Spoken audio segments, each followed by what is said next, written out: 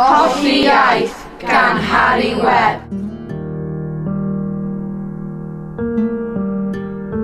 Colli iaith a cholli urddas. Colli awen, colli barddas.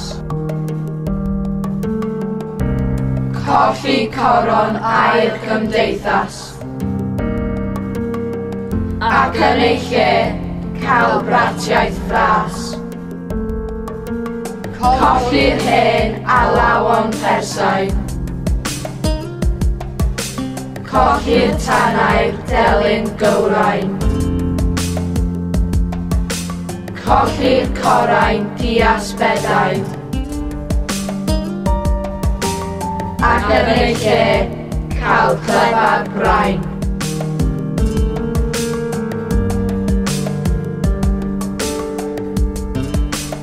Colli crefydd, colli enaid. Colli ffydd, yr hen wroniaid. Colli popeth, glân a thelaid. Ac yn ei lle, cael baw a llaid.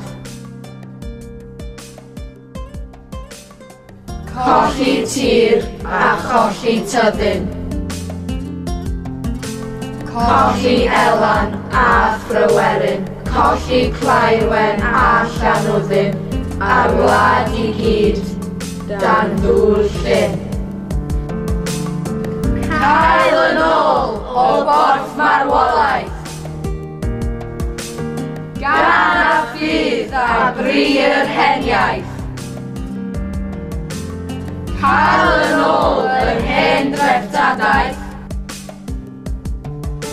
A Chymru'n dechrau ar ei hymdaith.